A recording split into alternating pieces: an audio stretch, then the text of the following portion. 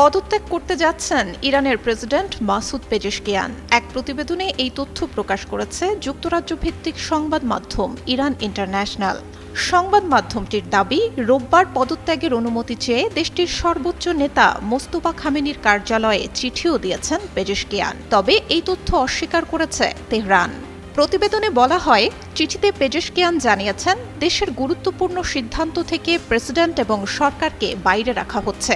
রাষ্ট্র পরিচালনার নিয়ন্ত্রণ নিজেদের হাতে নিয়ে নিয়েছে আইআরজিসি।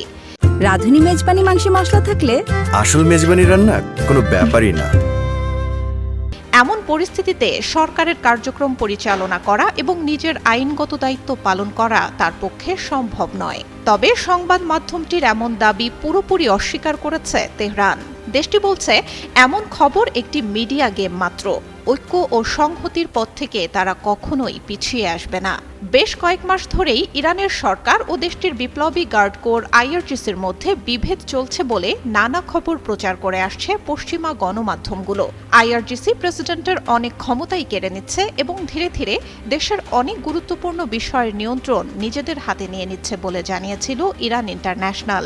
এর ফলে মাসুদ পেজেশকিয়ানের প্রশাসনে রাজনৈতিক ও প্রশাসনিক অচলাবস্থা তৈরি হয়েছে বলে মনে করেন অনেক মার্কিন কর্মকর্তা। এদিকে ইরানের প্রেসিডেন্টের যোগাযোগ বিষয়ক উপপ্রধান মেহদি তাবাতাবাই বলেন, কিছু বিদেশি গণমাধ্যমের মিডিয়া গেইমের ধারাবাহিকতা এমন খবর। তিনি বলেন, যারা ইরানের জাতীয় ঐক্যকে দুর্বল করার চেষ্টা করছে তাদের নিজেদের ইচ্ছা নিয়েই কবরে যেতে হবে। পেজেশকিয়ান কখনোই ইরানের জনগণের সেবা থেকে সরে দাঁড়াবেন না বলেও মন্তব্য করেন মেহদি।